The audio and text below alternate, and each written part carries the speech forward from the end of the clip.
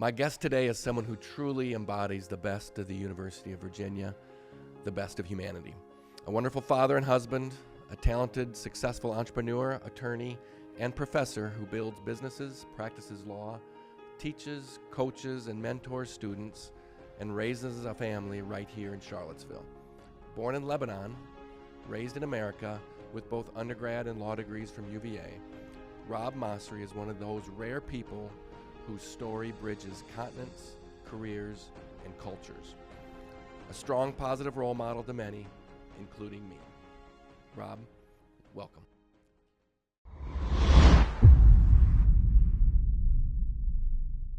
Rob, good morning. Let's start with something fun. Good morning. I moved to Charlottesville, home of UVA, about 10 years ago, and friends from around the country kept asking me, what on earth is a Wahoo, and why are they calling UVA the Who's? You're a double Who, 2 degrees. At UVA, you teach, you're a professor there. You've been a strong alum for a long time, and you give the best unofficial tours of the grounds of UVA that I know. So a lot of history, a lot of fun, and a little bit of folklore and legend that goes with those tours. A great storyteller. Yes. So why the heck Wahoos and not just living with the Cavaliers? That's funny. Well, the true story goes back to the mid-1890s, and apparently Virginia was playing Washington and Lee, and Washington and Lee was a very, very good baseball team. This was in baseball. And the fans of Washington and Lee couldn't believe the score and couldn't believe what was happening. And some drunk, and about the 4th inning, started yelling at his team, Washington and Lee, saying, "I cannot believe you're losing to these bunch of Wahoos." I think maybe he meant to say Yahoos. And he kept saying it, 5th inning, 6th inning, 7th inning, until the game was over. Virginia ended up winning. And the next day, the headline on the sports in Lexington said, "W&L loses to bunch of Wahoos." So that was the very first time, allegedly, that the word Wahoos was used. And it continued. It just has always been the nickname for the team, even though there's a fish and there's all these rumors about, a person who can drink twice their weight in water. Well, fish don't drink water, so this doesn't really make much sense.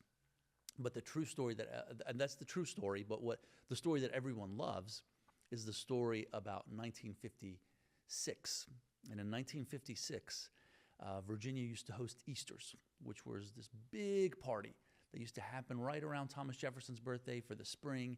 And students would plan their Christmas vacation around which bands were playing at Easters, who was hosting whom on whose couch, who's going to be contacting this school, contacting this fraternity, getting people to come. And there was always a great turnout for this event. And for Easters of 1956, there was an incident, required emergency vehicles. Emergency vehicles couldn't get in. And there was maybe a tragedy, no one really knows, but certainly some serious injuries. In the fall of 1957, right after Christmas, right before Christmas, right after Thanksgiving break, Colgate Darden was the president of the school, and he issued a declaration. He said, "We are officially suspending Easters. It's never going to happen. We are not going to be doing it anymore. If anyone shows up, we're calling the state police. You need to tell all your friends, we're canceling this. We're not. It's just too much liability, too much risk." I know where this is going. You better believe it. And so apparently in the Cavalier Daily, the student newspaper, the editor wrote an editorial, and in that editorial, he wrote, "I don't know about the rest of you. My Christmas break is completely ruined." He's like, "I used to plan this and which bands were going to come and which fraternity I was going to contact and which schools I was going to call, who's going to be spending the night on my couch, who's going to spend the night on your couch. And this year I have nothing to look forward to. My Christmas has been stolen by that Grinch, Colgate Darden." And never before in the English language had the word Grinch been used. Never before. There's no recorded evidence of that word being used until that moment. That letter, that editorial, was published in the LA Times, in the New York Times, in the Chicago Tribune, like all over, because it was a big event that this was being suspended. And in the summer of 1957, what book comes out? There it goes, Theodore Geisel. Theodore Geisel, like Dr. Seuss, The Grinch Who Stole Christmas. Because, Cars Hill is the highest point. The Who's called themselves the Who's, the Wahoos. Absolutely. Charlottesville's called Whoville. And think about that story, right? All the Who's down in Whoville loved Christmas a lot, but the Grinch who lived on a hill on top of Whoville did not. And so many and the people president's believe home was up on a hill. And it still is on Cars Hill, the highest point of UVA. And many people believe that the inspiration behind that book were the events that were occurring at UVA at that time. Yeah, so some would say that UVA took it from Dr. Seuss, but that's not true. It's the other way around. The other way around. The other way We around. need to, right? we need to do an investigation. That's right, and we Investigation. need to invite all of your listeners and to come over and do this tour with me, because the other story that goes with that one is in 1983 or 84, Virginia, UVA was one of the first to adopt the actual 21 is now the new drinking age law, Right. and suspend wet rush. There's no more wet rush. So when you're rushing a fraternity, no more alcohol. It's all dry. So UVA was the very first school. Again, it received all kinds of notoriety, all kinds of press, all over. Everywhere. Another Grinch. Exactly. The president at that time was Bob O'Neill, former law school professor. And REM has a song called "It's the End of the World as We Know It." And if you listen to the second or third verse, there's a line that says, "Watch O'Neill crush rush. Uh-oh, this means no beer, Cavalier." Again, an inspiration of what was happening here. Because how else would they have known about O'Neill or crushing rush? Or Cultural trailblazers right here on the grounds right of here in UVA. Charlottesville. That's right, brother. The type of students that are attracted here and remain here. That's right. Well, you've called Charlottesville your home for all of your adult life, with maybe pretty much. an exception of a season here or there. But that's not where your story began. Your story began in Lebanon with your family. Long way ago, an incredible journey that you and your family took. Take us back to that time frame in the mid to late 70s. Correct. Yeah. And what was going on, and how did you go from Lebanon to Virginia? It's quite an amazing story, and one that when I look at my parents to this day, I'm still incredibly grateful and marvel at how they were able to achieve what they've done. I'm one of four. I'm the oldest of four. In 1977, a civil war was happening in Lebanon.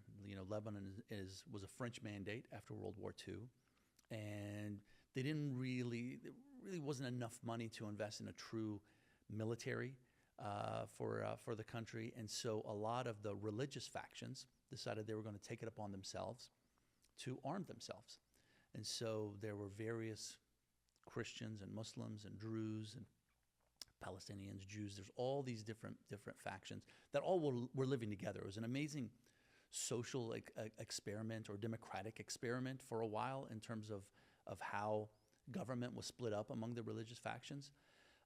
But everyone had their own munitions. Everyone had their own army. Everyone had their own militia, just in case things got out of hand. And apparently in 1976 it did. So a civil war broke out. Different factions were all fighting with each other about who should rule the country and who should rule particular areas. And the men were either military or tried to work. And my dad, being the father of four, was trying to work. So he worked in Beirut. He worked at a hotel chain called the Beau Rivage, a French hotel chain.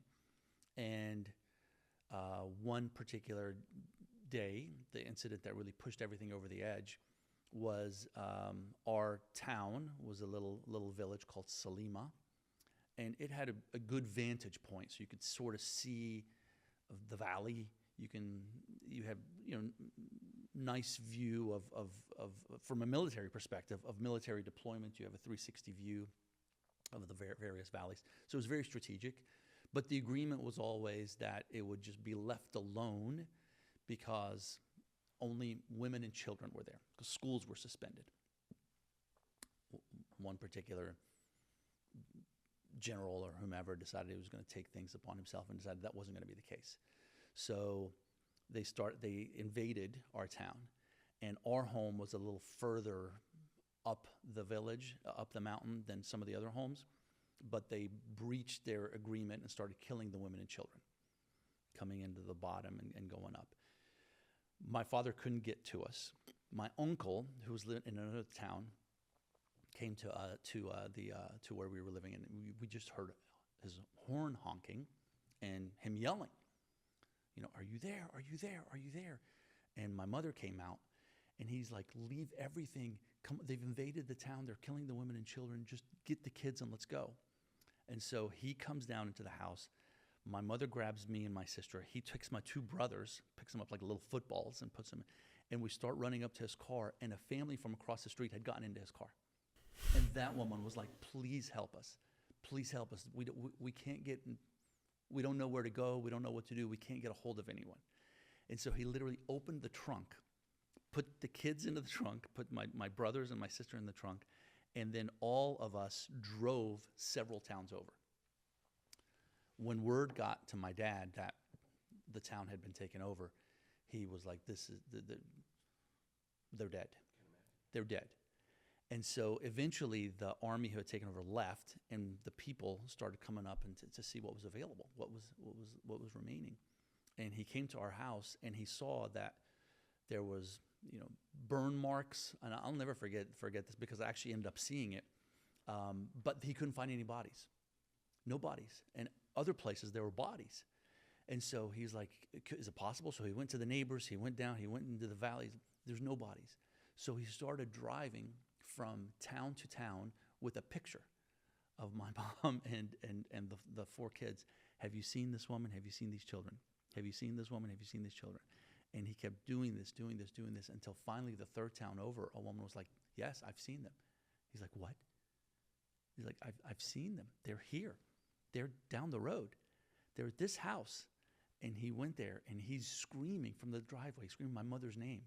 And she hears him, she comes out, and the embrace and the tears when they were reunited, I've never seen anything like it.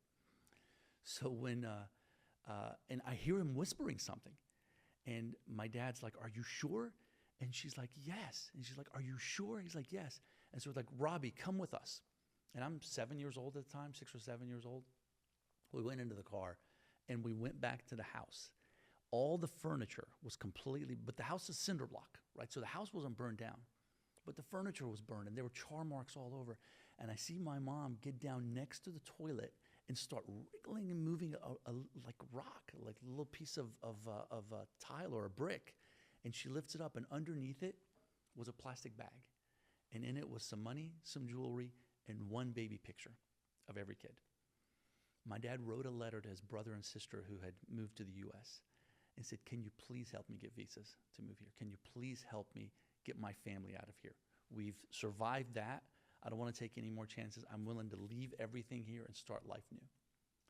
An American visa showed up. We moved to it was funny because we were told that we were going to Princeton.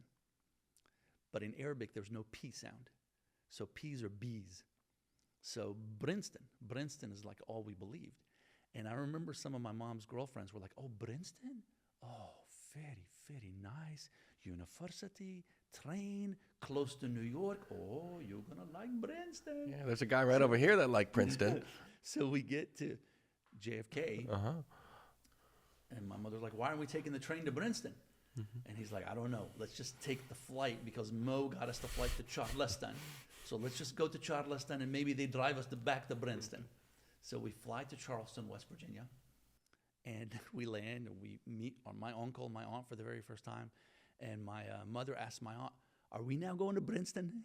And my aunt's like, "Why is this woman so excited about going to Princeton?" And he's like, "I don't know, but let's just," she's like, "Yes, we're going to go to Princeton now." So we go to Princeton, but it's Princeton, West Virginia. It's a town of about 4,000 people, maybe 3 stoplights. And Mama was like, "This is not the Princeton that I imagined. Where's New York? Where's the train?" But she still had her little plastic bag.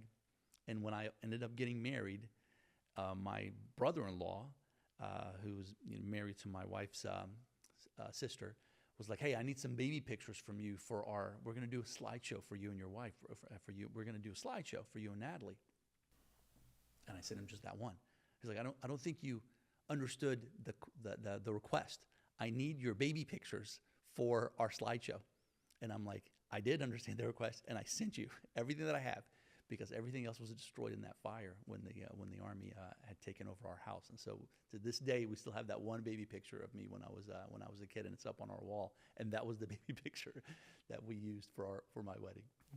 What an amazing story. Thank you for sharing that. It brings emotions, even for me as a listener. I can't imagine you retelling it and seeing it, and the sounds and the visions that must still be there. As a 6, 7-year-old, now making that trek, you're on to an adventure, and you're kind of an adventurous guy. In retrospect now, there's some foreshadowing of some of the adventure that just of your life. But you have 3 siblings. What are the 4 of you, I'm sure, are close, but what are you thinking at that moment? What just happened? Now here you are, starting fresh, an immigrant family in small town America. How do you handle that? Well, some of life's most important lessons were taught over the course of these early years. Number one is we don't know anyone here. Other than my aunt and uncle, we know no one. So you have to love your family. You have to be protective of your family. You have to take care of the family. We can't speak the language. We have to take care of each other.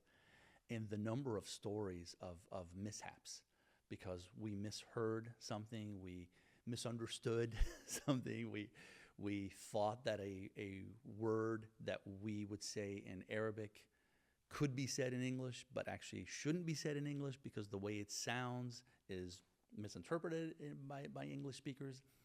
So there were a lot of these stories, but I think the probably the best story is my youngest brother would get notes sent home by his teacher, and he was acting up in class.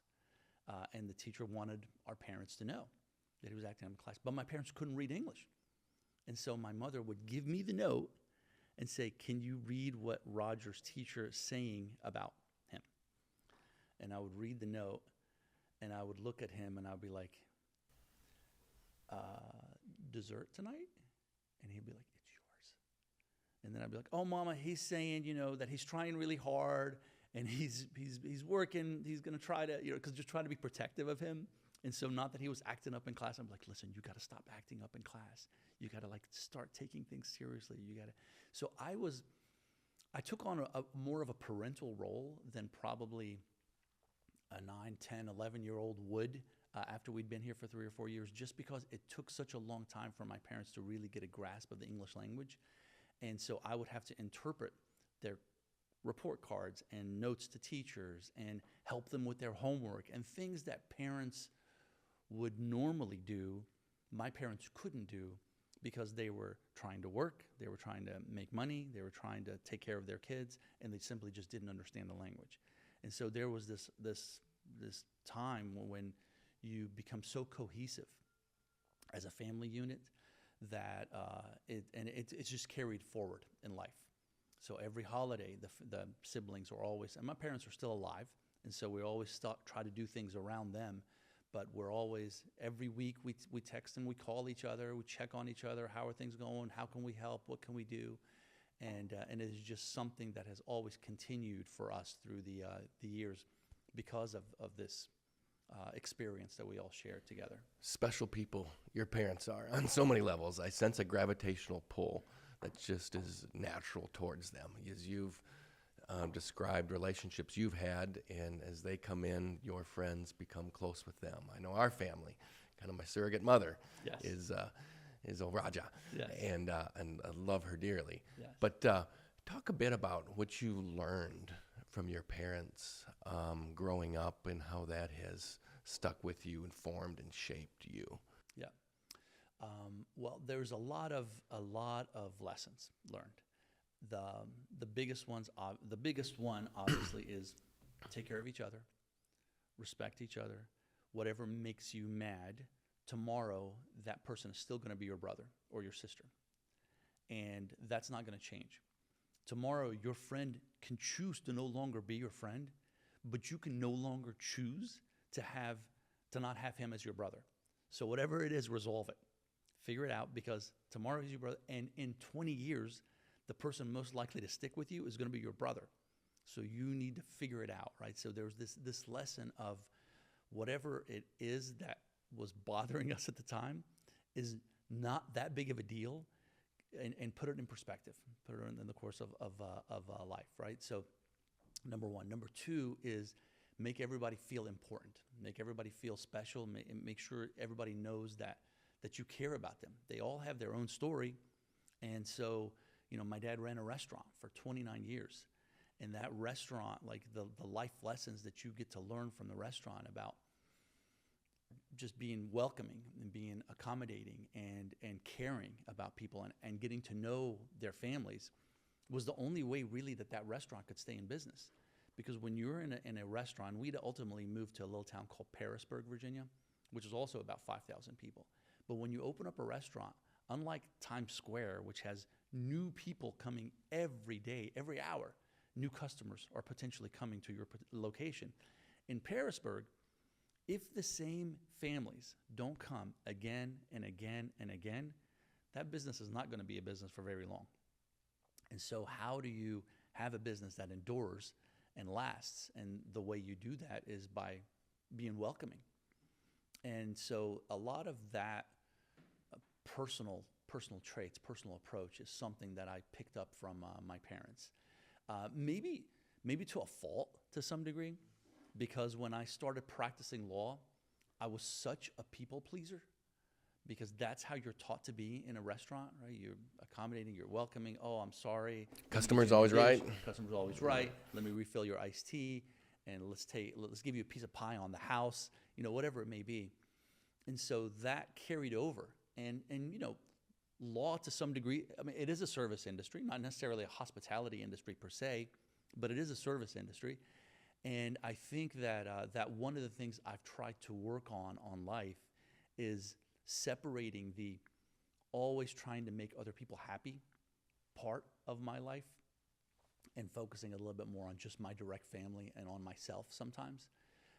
Because, at a law firm, what's your reward for doing good work? More work, right? And so anytime a partner would come in, hey, can you help me with this matter? Can you do this contract? Can you take on this client? Can you? And of course, the answer is always yes. You always find a way to say yes. And I think I've had to learn over time how to be a little bit more protective of my time. I used to joke in the military when incidents happen, the commanders would find some officer in a different unit or someplace to come in and be an investigating officer. And I'd always, when I do a briefing to that investigating officer, and I'd say, careful how well you do. If you knock this out of the park, that brigade commander or that general officer is going to say, oh, think highly of you. But the next time that person needs someone else to come in and do more work, guess who they're going to pick? Somebody that does really well. They always do well because it's one of the few times that a general officer can see your performance. So it's still good, but at the same time, be careful. 100%. You get that great reputation. Lesson for military. It's a great lesson for any business, service, any service. any business for sure. But you're still a very relational guy. One story I remember, your family, we were on the downtown mall here in Charlottesville, and at the same time, I had a friend from the military, now a 2-star general, was in town for a course, and we were going to link up. And I said, hey, I'm going to be on the downtown mall. Come and see us. And okay, we'll see you around 7:30 in the evening. He comes walking up. We make eye contact. Come on over, and he kind of scopes out who we're with. He sees your face and probably hadn't seen you for 25 years. At least, yeah. And his eyes light up and say, and you saw him, and it was like, it was amazing. Just last week, you had just seen him. And that part of it is a small town environment. Those things happen, but also the imprint your family, and immigrant family that just integrated so well into that community. I'm so grateful for the community that we had around us, right? Because in Parisburg, because we were only in Princeton. I'm saying Princeton. We were only in Princeton for 3 years. In 1980, we moved to Parisburg, and I'll never forget 1980. We'd only been in the U.S. for about 3 years. I'm still learning how to speak English. I was taken to my very first football game. It was a high school football game, and our high school were the Giles Spartans, and they ran the single wing.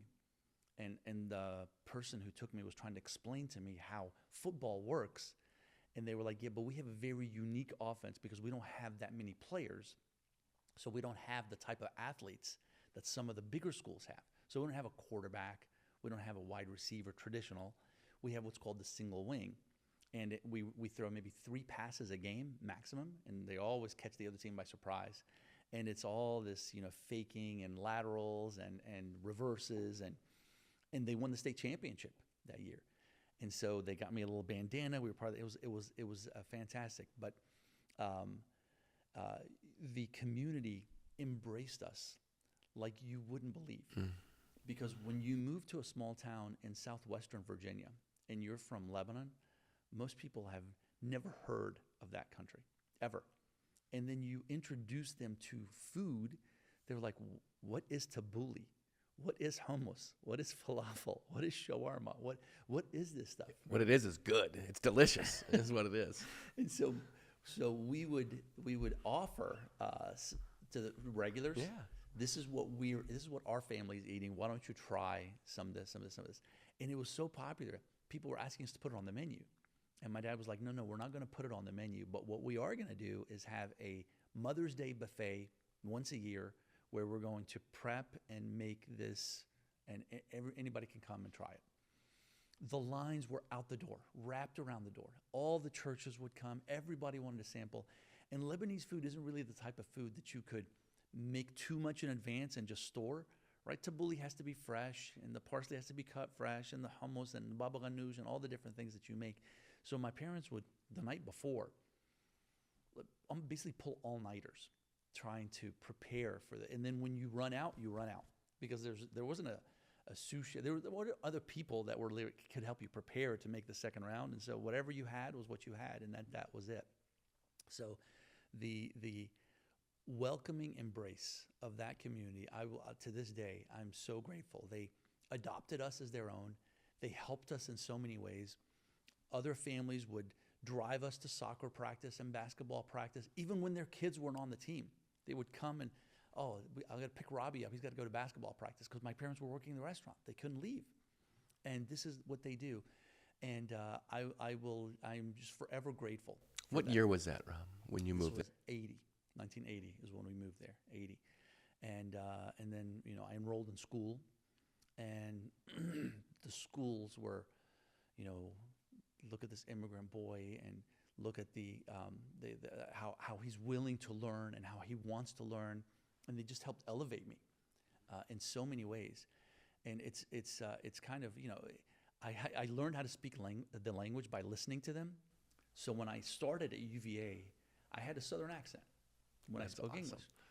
Not Southern Lebanon. That's exactly. But funny story Southwestern Virginia. is I'm meeting a whole bunch of my classmates at Lyle dorm at my first year. And they're all looking at me and they're like, dude, you have such a Southern accent. Where the heck were you born? And I literally instinctively just said, Lebanon. And one of the guys was like, I thought so. We drive through there every time we go to Nashville. I know exactly where that is. I'm like, what are you talking about? He's like, Lebanon, Tennessee, right?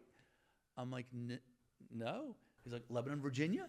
I said, no. He's like, well, it definitely can't be Lebanon, Pennsylvania, because they speak Northern up there. I'm like, no, dude, the country. He's like, you're from another country, but you speak such Southern English. I said, really? Anyway, I'm forever grateful for the family and the communities and the embrace and the commitment that those people made to me and to my family. And to this day, I'm still friends with many of them, and they still go and visit my parents regularly. My parents have since retired and keep in touch, and it's wonderful to see. Back to the future, if you could go back and talk to the 6-year-old, 7-year-old Rob back in the late 70s, and even talk to the courageous parents, and as a parent talking to your mom and dad, what would you tell them? Well, for my parents had so much anxiety. Right? They were just not sure about anything, whether anything was going to work out, how things were going to work out. And I think knowing what I know now, I would have been able to look at them and be like, it's going to be okay. It's going to be okay. Your kids are going to learn the language. Because my parents were very big on education. We didn't have a lot of money. And they were like, the only way that you can really elevate yourself is by educating yourself. At least you won't get one pulled over on you because you'll be smart enough to know, right? And maybe you can find there are things where lawyer, doctor, engineer, lawyer, doctor, engineer. You have to be one of those, lawyer, doctor, engineer, right? And so they're pushing to learn, to educate. What I would tell myself is something we were talking about a few minutes ago, is not to care so much about what other people think. There's so many things that I've done in life. I'm like, well, what would this person think if I did this or if I didn't do this? And so you end up doing a lot of stuff that you're like, I really don't want to be here, right? Why am I doing this? Oh, it's just to make the other person happy. And then that person is either no longer part of your life or wasn't even that big a part of your life at the time. And so I found a T-shirt recently. I wanted my wife to get it for me, and it said, sorry I'm late, but I didn't want to come. It's just to wear it when she makes me go to like events and things that I want to go to, put it underneath my shirt. But those are probably the two biggest pieces. Did that come with age and experience, and you just, Yeah. the old adage where you're in your 50s now, you don't care as much about those things, or did Yeah. something happen, or for others that are maybe wrestling with that same thing, when and how did that I don't happen know for if you? there's a specific time or incident, but I just look back at not like going to like a dinner party or something like that, but just some project that someone's like, hey, can you help us with this project? Can you do this? Can you be part of this? And I did it, not because I wanted to do it, not because I had a passion for it, but because out of guilt, because I wanted to help the other person out. And then time passes, and the other person has lost the gratitude, lost the appreciation. The other person is like, what have you done for me lately kind of approach. And then you were like, but I spent, 3 days preparing, or I spent 3 weeks or 3 months with you on this particular project. Yeah, it didn't work out, but I still invested time and effort and energy into it. And so now I've just tried to be a little bit more selective about what I do and more protective about the time that I have. Right? And then the other thing, like we were talking about earlier, is you have teenage kids. I have teenage kids. Mm-hmm. And the teenagers don't stay teenagers, right? Just like they don't stay like very young. They eventually are going to go to college, and they're going to move out, and they're going to start their own lives. And so how much more time do you have with your kids as kids? And so the more time you take away from them by focusing on others and doing other projects, the less time you can spend with them. And then all of a sudden you look up and they're dads, and they're in college, and they have jobs, and you just don't have the time with them. And you go back and you start thinking about what could you have done differently. Well, the thing you always want to do differently is spend more time with your family. Mm-hmm. That's what people say, right? Because there was an old adage that I learned after I'd been practicing law for about 7 or 8 years. The only people who ever remember that you worked on weekends and nights are your family. Yeah. Your family, right?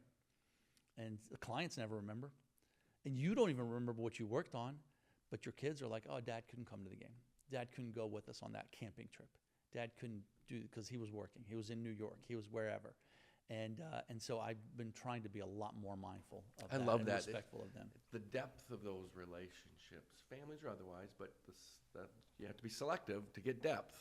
Yeah, I even go to events now, and it's I used to be a guy that would be a bit of a butterfly, and you talk here and you talk there and you talk to as many people as you can and really have a fun, thriving evening. And then the next day or the next week, you kind of think, boy, I wish I would have spent a little more time with this person or that person. But that's just the way it is. And now it's flipped on its head. I go to these events and I spend quality time and depth with a few people. Awesome. And I come back the next week and I go, boy, I wish I would have shaken this person's hand or that person's hand. But it's not as important. I'm just so glad that I had the quality time. And I think, yeah, experience, time with kids, and maybe as you get closer to the end of our own finite life here on earth, you want to be a little more deliberate with that time.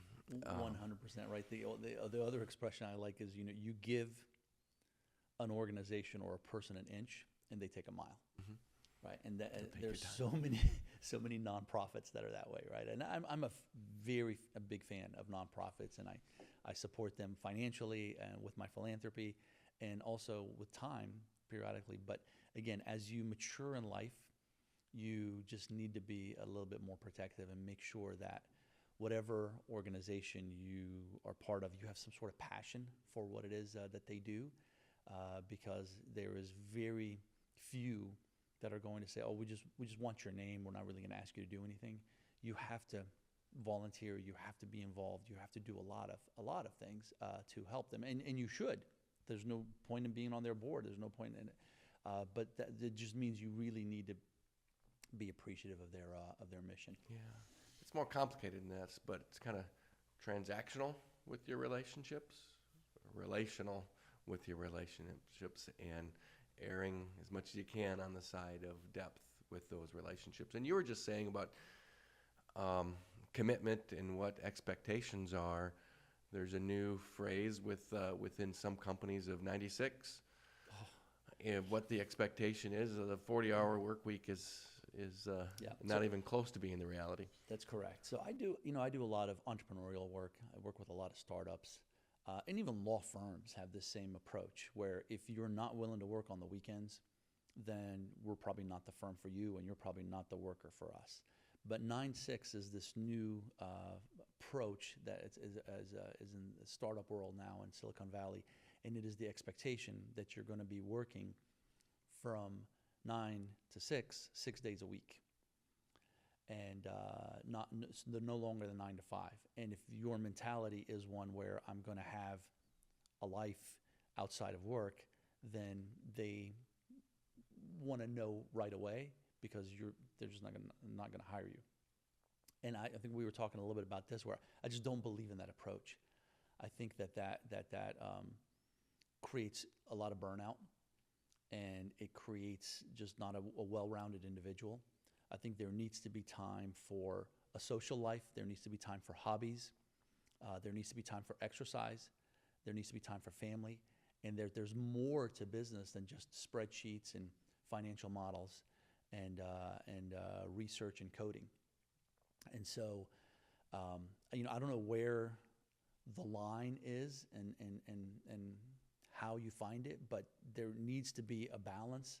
Otherwise, burnout happens right away, and it is just not a pleasant sight. And if you can find the type of work setting that can give a little bit of both. I know your parents worked long hours, and they certainly worked on weekends, but the family was together. They were relational with the community, and so yes, it was work, and they worked really hard, but it's not stuck in an office with spreadsheets and on the phone with folks. You're interacting with people in a community, and so 100%. it's different. So the other thing, I don't think I ever told you this, but Sundays, my dad never opened the restaurant. Sundays just was like Chick-fil-A. Just like Chick-fil-A, exactly. Yes, He was the original Chick-fil-A. Chick-fil-A, yes. But so Sundays was always family day. Always family day. And so we would pack the car. We would go to a local park.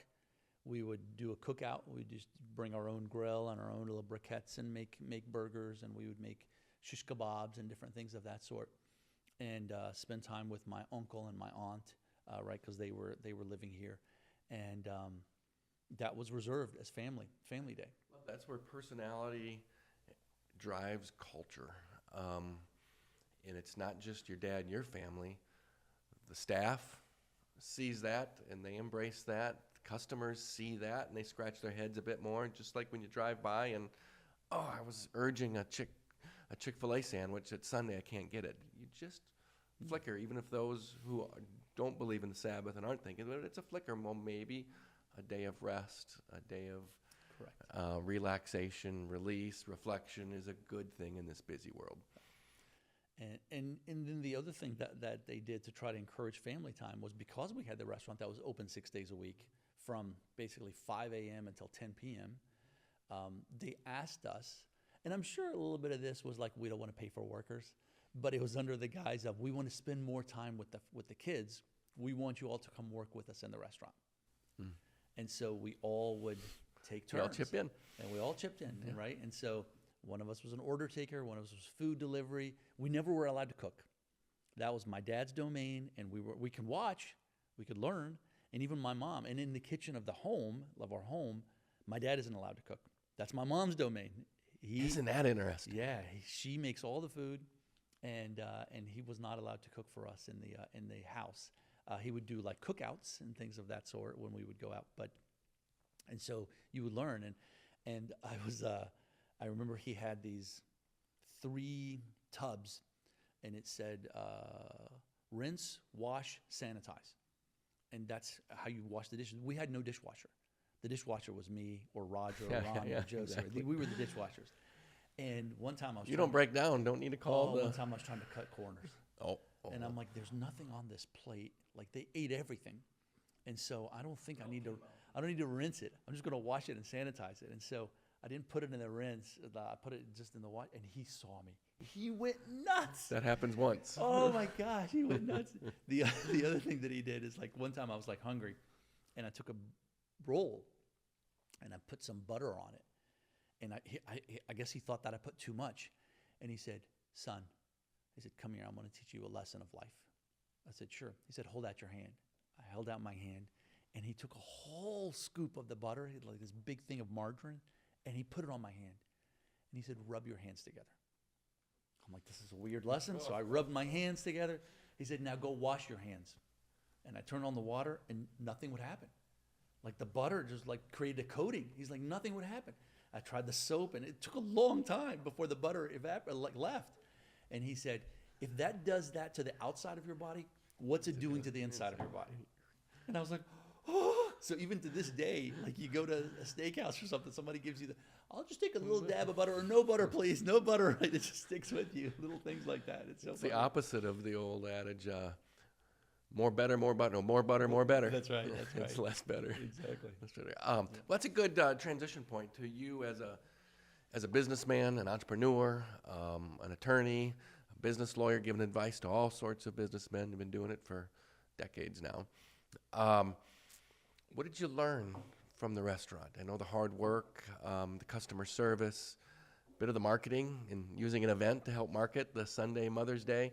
But what lessons did your parents teach you that are with you today? And even the story of your immigration and the why, and that adventure from Lebanon to here, of being resilient in the business world and courage and risk-taking. I mean, you guys had to be a risk-taking family. What from your childhood still sticks with you today as a businessman? I think the biggest ones are, and it actually, these were learned just through, I guess,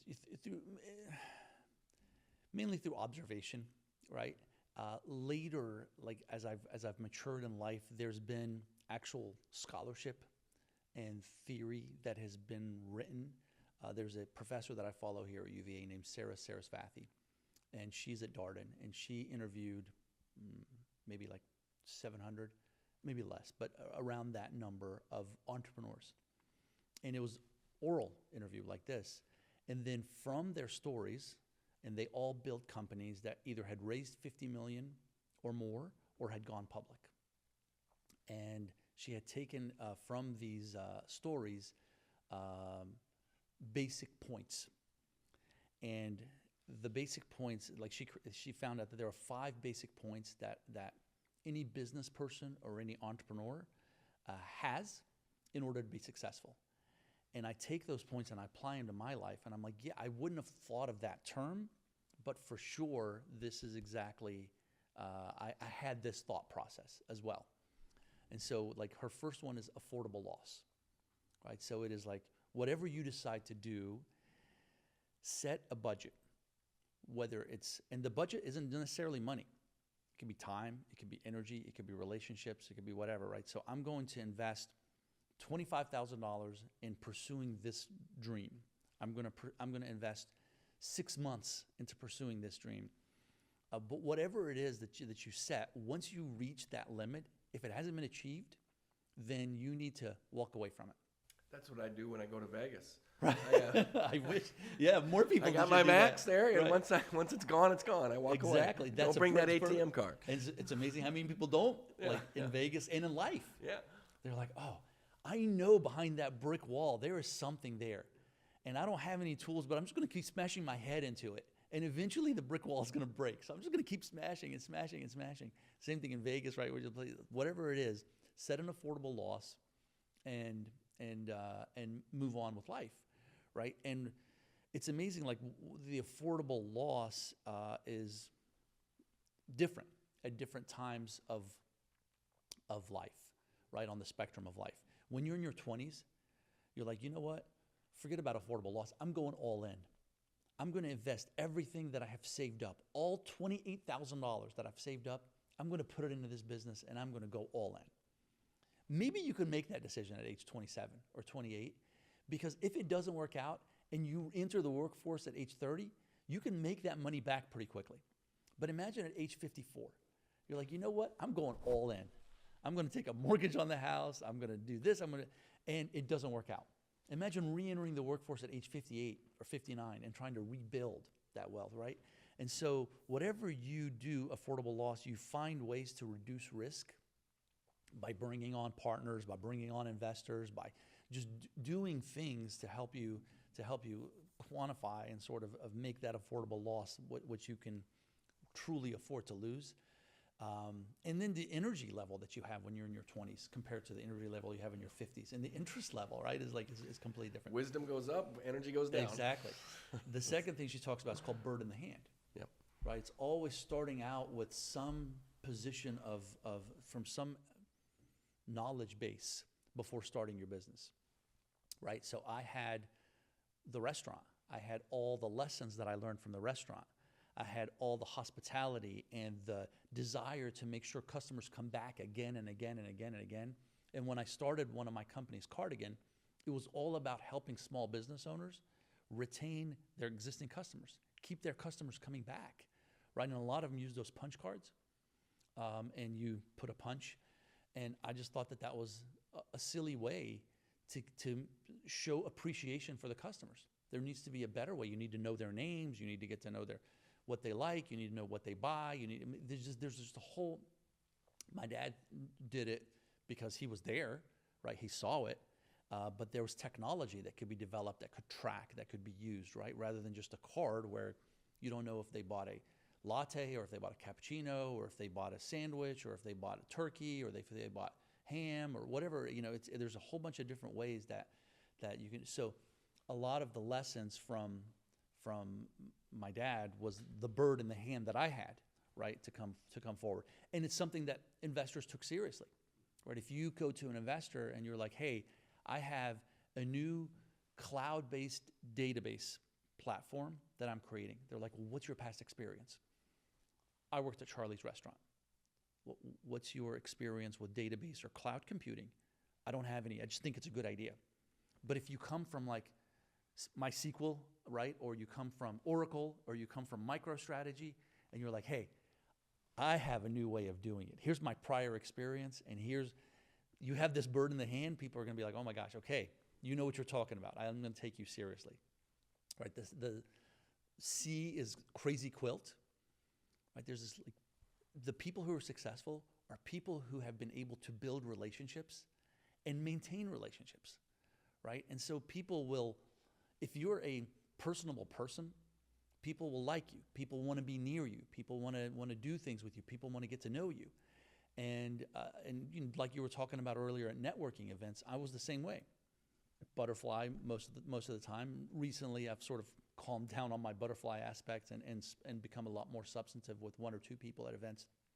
But this crazy quilt of a network makes entrepreneurs successful, right? They know who to call when they need a startup lawyer. They know who to call when they need accounting advice. They know who to call because they have their friend at Google or their friend at Facebook who works in acquisitions or corporate development.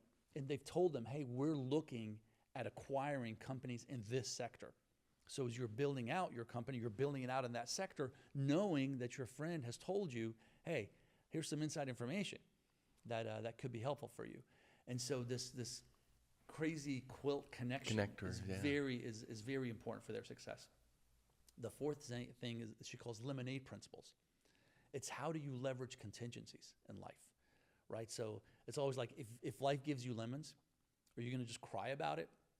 Or maybe you can add some sugar, add some water, and turn it into a nice drink. And so I spend a lot of time in my law school class not focusing on the winners, because there's a lot of companies that don't win. Only a few win, right? And they're glorified. but really either on the losers or on the companies that had to change who they were and what they thought they were going to be in order to be successful, right? And I have a lot of examples. I'll give you two that you're perfect. Have you ever heard of an app called Bourbon, BRBN? No. You've never heard of that app? No. Their goal was to compete with Facebook, 100%. But they were just an app. They didn't have a website, just to compete with Facebook. And they launched, and no one used the feed section. They only used the pictures, right? And they put filters on the pictures. They did all these things with the pictures. And so rather than trying to compete with Facebook, they decided, you know what? Let's scrap everything except for the pictures, because that's what people are focusing on, and change our name to Instagram. And they were acquired for $1 billion by Facebook, right? The other one is YouTube. Most people don't know how YouTube started. YouTube was designed to be a dating site, right? There's Match.com, there's all these sites, but the YouTube folks had developed this compression technology that allowed you to upload videos very quickly onto the web, because when you're building out your dating profile, they thought it was important for someone to be able to look at you and actually see you talking to them, see a video. And so, but no one used it. No one used it for that purpose. But this compression technology, this ability to upload very quickly and create, was something that was very popular. So they kept that component, got rid of the dating stuff, and turned it into a do-it-yourself type of thing, right? So you can learn how to change your own oil and learn how to change your air filter and do things of that sort. Absolutely. And then they were acquired by Google, right? And so again, if they had continued to go down that path, they probably wouldn't be in existence right now. But they leveraged their contingencies, pivoted, turned into something else. And her final point is what they call pilot in a plane, right? If you are a pilot, it's all about like prediction versus control, right? No one can predict the future. No one. No one knows what's going to happen 2 hours from now, or 2 minutes from now, or 2 years from now. Otherwise, we'd all go to Vegas and we'd bet on the Super Bowl and we'd call it a day, right? But no one can predict the future. But do you have enough things within your control that you can control most of the future? And the perfect example is if you're flying from Dulles to Charles de Gaulle Airport in Paris, it's going to take 7 hours. No one can actually predict that you're going to get there safely. But because the pilot has their experience, they have all their tools, they have their skill set, they have all the instruments, they have all, the likelihood of the plane taking off from Dulles and landing in Paris 7 hours later is 99.999% likely to happen because of what the pilot can control. It's the same thing for entrepreneurs, the same thing for business people, right? No one can predict if your business is going to be successful or not, but what do you have within your control that you can control that allows you to probably be there, to possibly be there, to likely be there, right? So this is how I try to run a bit of the serenity prayer. God grant me the serenity. That's right, to know what I can change and know what I can't. Yeah, exactly. Know the difference. Know the difference, exactly. And so, when I look back on my the one company that I really invested a lot of time in, the startup company, trying to help small business owners create a technology-focused loyalty program like my dad's loyalty program that he had in his head.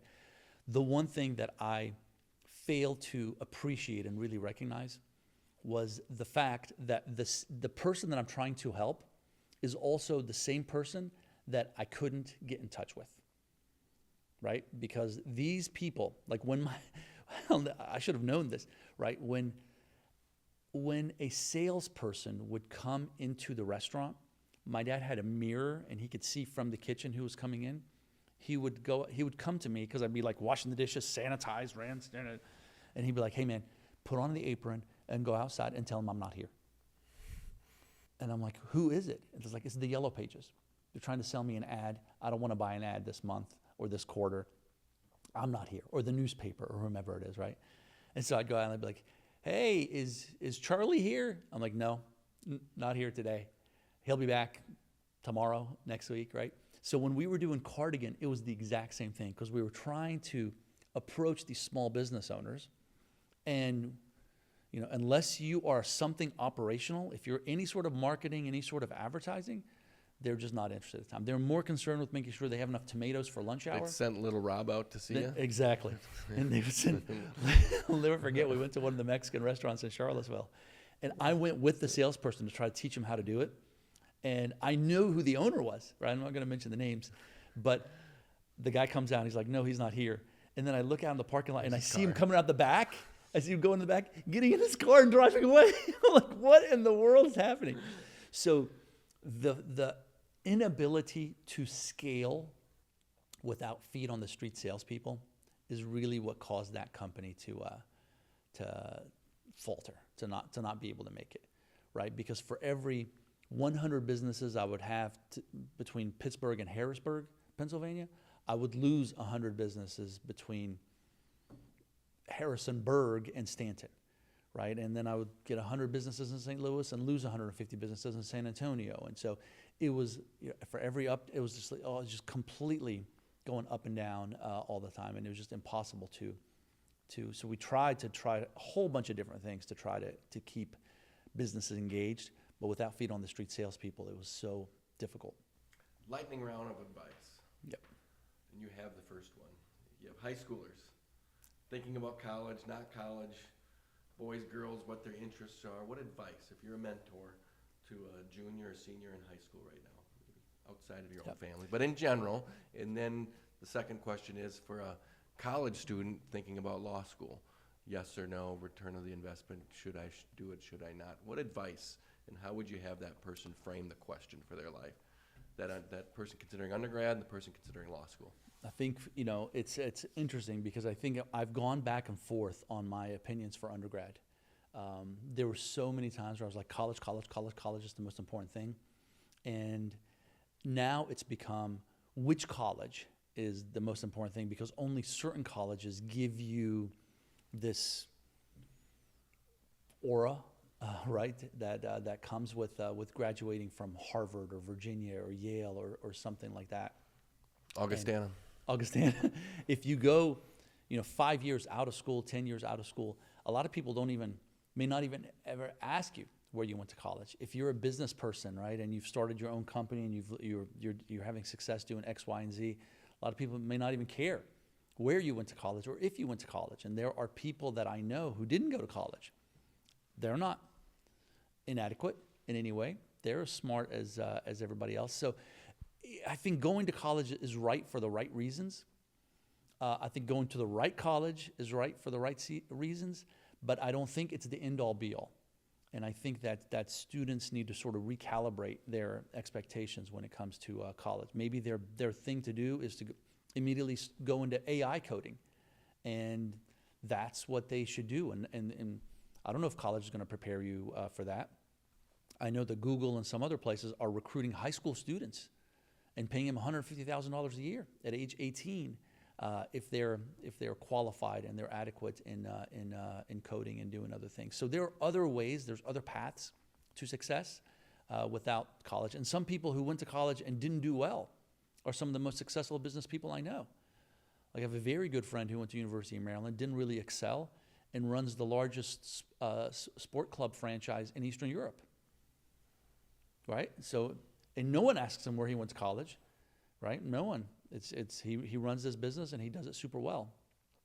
So if you're going to be an electrical engineer, or you're going to be something that requires this precise piece of information and data, perhaps college is the right choice.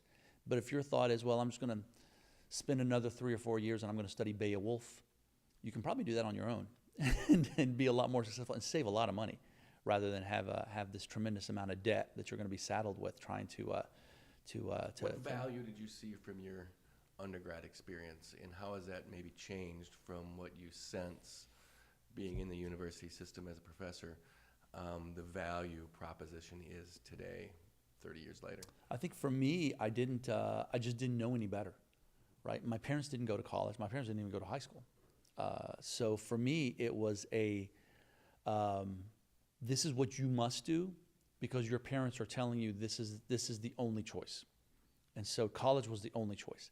I think now students have so much more access to information There's, I watch my daughter and I watch my sons, and they will do the Khan Academy or watch something on YouTube. They have access to so much more information than I can ever give them or I know.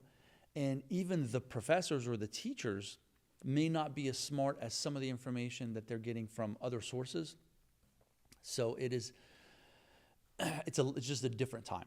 It's a completely different time now, and the analysis is completely different.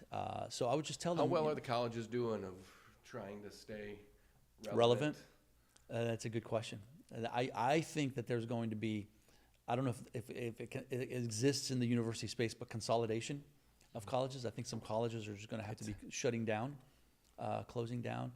I think the next 2 or 3 years are going to be very interesting because the 2008-2009 financial crisis, a lot of people didn't have babies. And so there are less students that are going to be eligible and wanting to go to college. And there's so many colleges available, but there's just not going to be the demand. So it'll be interesting to see what happens. And I know that there's already some local schools that have their endowments that are hurt and that are considering closing or shuttering their doors. And some governmental rules that are looking to come more and more of caps on student loans and things. So on the other end, even if students are there, what the college tuition rates have gone up so much the last 20 years, those are probably going to level off from what it seems like. And I think you're exactly right. Some consolidation and some probably disappearance. Yeah.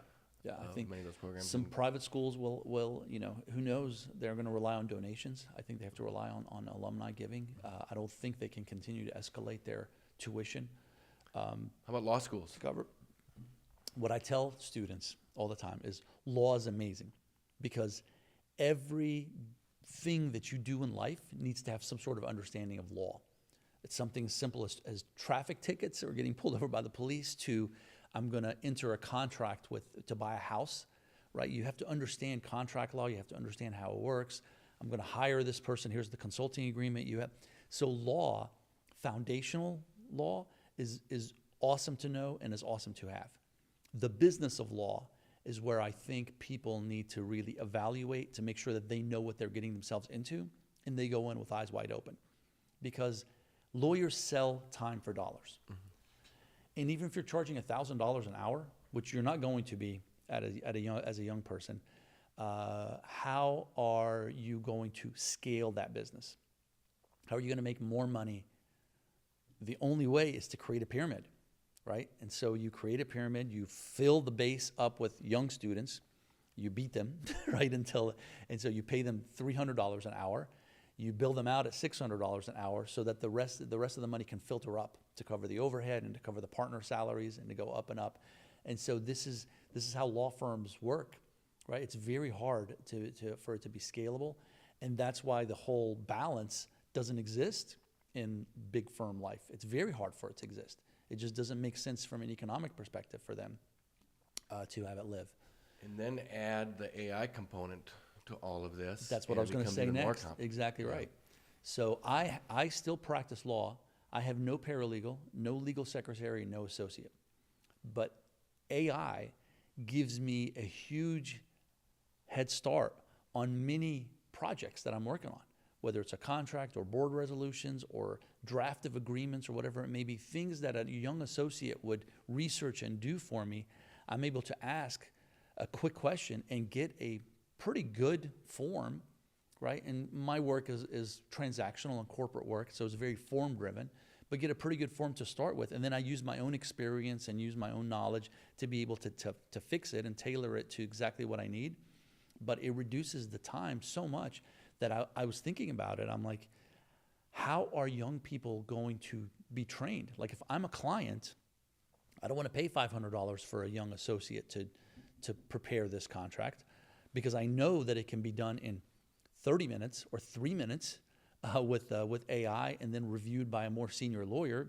So I'm paying, a third of their $1,000. So for $300 rather than $500, iteration, draft, then the review of the lawyer, and all of a sudden my $5,000 contract is now $300, or $300 is now $5,000. And so I think that this is going to cause a lot of... Is that starting? I mean, are the number of jobs for law grads that are available in firms, those junior associate jobs? Is that starting to I don't shrink think, yet? not yet, because I don't think that clients know that how good AI is and how much better it's becoming every day, right? I don't know if in litigation it's the same. Like I've read in litigation, some lawyers have tried to use AI to write briefs, and the AI just makes up cases and makes up case law, and the lawyers don't check, and then the clerks of the judges do, and they're like, where's this case from the Nebraska court? It doesn't exist. And the lawyers have had, come up on bar charges and things. There'll be a gap in there where if you don't have that experience from the junior associate up those 5, 6 years, we won't have 20 years from now the body of seasoned attorneys with that experience. Exactly, because I have 30 years of experience. I can look at this and be able to do this pretty quickly. When I retire, the young people who are coming out now, if they don't have the training, how are they going to become the Robs or the Dans of the future and be able to be the experienced lawyer who looks at something and be able to add a couple things or modify a couple? So the young man or woman who graduates from high school or college, but wants to go out on their own and be an entrepreneur and not do a big company or even a medium-sized company. I'm going to be a risk taker and do this my own and control. What advice do you have for them before they make that step? One of two things. Either if you want to go into technology, look at AI, right? Because there are a lot of things where you can add an AI component. Like I'm just working with a company now who does collections. And early stage collections for like credit cards that are below $500 is not worth the time of the credit card company to hire a collection agency who has a call bank who's going to call you to try to get $100. But if you can automate that using AI, then the number of dollars, the amount of dollars, the number of people, it's billions that have this small amount that is, people are just like, it's just not worth it for us to go after. So there are ways to use AI in so many different ways that a young person, if they really want to develop something, be entrepreneurial, think about what industry can we use this for. And then the other thing I would tell them to do is look at what industries people need on a daily basis and have to pay for, cash-based, right? Plumbing, HVAC, veterinary, right? There are some industries that technology will never automate, and there's always going to be cash flow. And so I tell my kids, I'm like, look at the businesses people have to pay for and will always have to pay for, because money, whether we like it or not, is how we count success and how we're able to afford things and how we're able to buy things, whether it's material things or time or vacations or resources or whatever it may be. And so studying Beowulf in college probably isn't the best way to really enhance your ability. But if you really want to do something, do a roll-up that acquires a bunch of plumbing companies or a bunch of HVAC companies. And that's probably going to make you a lot more successful than. What should a young 20-something be thinking? Falling in love, dating a girl for 18 months, 24 months, thinking about being engaged, but also, hey, I want a career and I need to really focus on this. Is it too soon to settle down and have family and kids, and I need to drive this? From what you know now, what advice do you give, and do you sense there's in our culture any changes happen? Are young people more apt to maybe choose family sooner? I've noticed this, actually, to be honest with you. I have a cousin, my cousin's son, so I guess he's kind of like a nephew to me, but I'm not really his uncle, although he calls me that, got married at 21. Yeah. And has a daughter now, and there's been others that have decided much earlier in life to do it. On the other end of the spectrum, a lot of young women, like students in my law school class, have no interest in getting married right away, right? And they want to build their career. They want to wait until their 30s or 40s. And I think technology now allows them to have kids much later in life and people are just living longer. And so, people used to die in their 70s and their 80s, and now it's expected to live. People are expected to live in their late 80s and 90s and even hundreds. Mm-hmm. I think our kids' generation has alive right now the person who will be the oldest person in the history of the world, right? People who's going to live to be over 125, I think, is what they is what the research says. So it's I'm not really sure what the right answer is. It's very much personal choice. I'm not, and whatever my kids decide is something I'm going to back them on. So if they say, "Oh, we're going to get married early in life," I'm like, hey, make sure you're making the right decision and make sure you honor the person that you're going to marry and that they honor you back and that you know what you're getting yourself into. And if they decide they're going to wait and they're going to enjoy their early lives first, then that's... I think that's exactly right. Some of the conversations I've had with people and young men that I'm mentoring is just kind of walk through each decision. If you wait longer, what's the impact? What's the potential of not finding the right person later? What's the potential of technology not working and maybe struggles having kids later? Your own parents, your kids' grandparents getting older and older, so that shrinks the time. And so that's on the one side. On the other side, yes, a vibrant 20s can be exciting and get ahead and get your nest egg, make some money. And is there a way to kind of balance both of those and be on the same wavelength? And I think that's the biggest thing I'll say to them is you and the person you're looking to marry, you need to talk through all these things and not let just I'm in love fuel that commitment, and talking to others with a little bit of graying hair and talking to it's okay to talk to counselors and people before you have issues and before you make that big transition of a step. And it's interesting because I think the 20-somethings and our teenagers are looking at our generation lots of ways and how we have done. That's just a generational thing that always happens. But I like the way you made decisions here, but maybe some other ways there. And I'm sensing just a bit that more and more 20-somethings are choosing, I'm going to start that adventure now, have my kids, and then I can have that vibrant life without kids later in life because we're living longer and can do that, and then do that with my grandkids too. There's a very interesting book. I know we probably don't promote, we probably shouldn't promote other products, but there's a very interesting book called Die with Zero. Mm-hmm. The author is Bill Perkins, and he makes some very interesting points. And it's not anecdotal. It's not all anecdotal evidence, right, from his personal experience. There's a lot of empirical research that he's done in this book. And the average age that an American receives an inheritance from his or her parents is 62. And when he interviews these 62-year-olds and they receive like $100,000 or $300,000 from their parents, they're like, it's nice, but we don't really need it at 62. Yeah. We needed it when we were like 26, 27.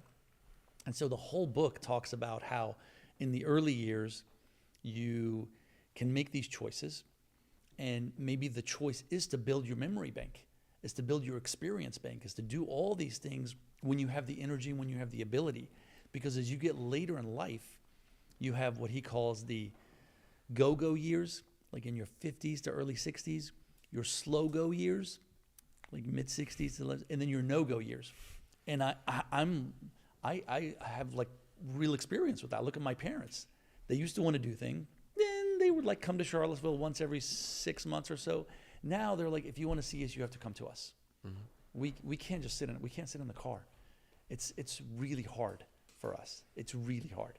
Once you start getting older, and it's do you want that robust relationship between your kids and their parents? Because right now where I am with my parents, and also because of the decision I made to go to the military, I'm not geographically linked with where my parents are, but a nice, wonderful relationship with their grandparents, but it's not intimate, it's not real close like we'd like it to be, and they're aging. Mm-hmm. So they didn't get to know my mom.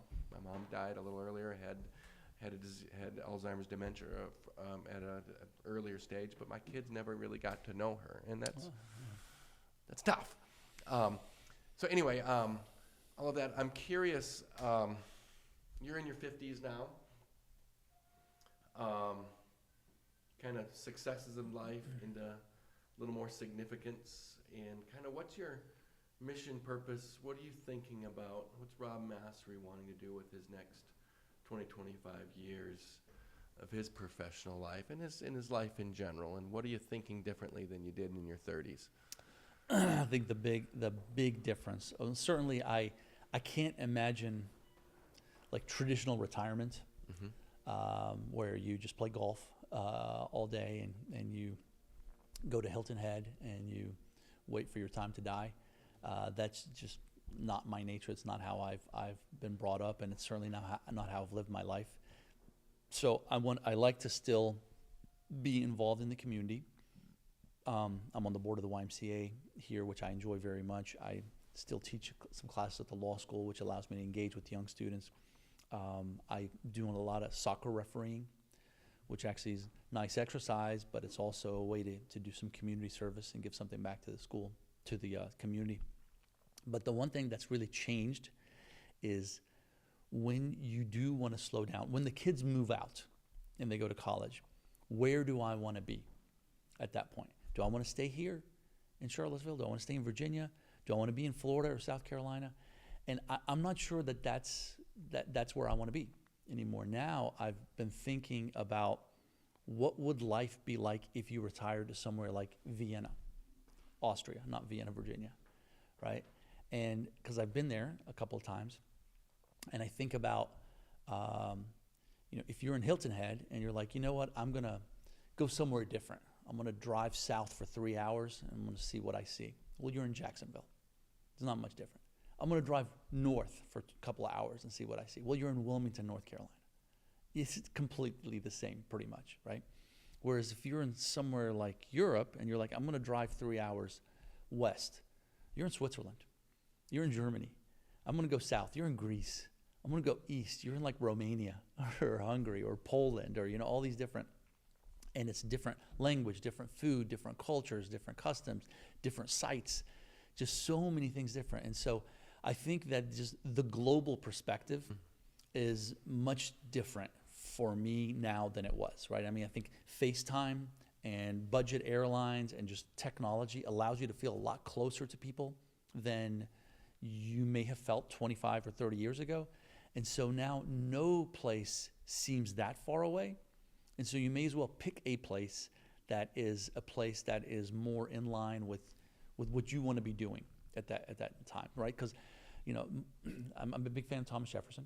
I know he had some issues, but Jefferson's always been like, we can't ever use the word senior because no one's ever a senior in learning, right? So that's why at UVA, people still call themselves first years, second years, third years, fourth years, and never freshman or senior. And that's how I am in life. Like every year, I'm trying to learn something. I want to learn something new. So I'll read books periodically. And I want to pick up new hobbies, right? I want to learn how to play guitar. I want to become better at chess, although I'm pretty good now, but I want to become better, right? So there's all these things that I want to be able to do and still, be involved with business here and there. But there's, the whole chasing the dollar and chasing the next thing is something that I want to put on the back burner and focus more on just enjoying life and enjoying what life has to offer. And I think that there's, coming to the U.S. and visiting is going to be awesome. But I think being able to drive for 2 hours and being in like Bern, Switzerland, or in Venice, Italy, is probably even more appealing. Closeout question for you. As you kind of look at maybe, some people think about resume virtues and some people think about obituary virtues. And kind of thinking, okay, where are we going? What's my legacy going to be? What is it? What do you want your kids and your grandkids when they think about Rob Masri? What's your story going to read? All right, go for it.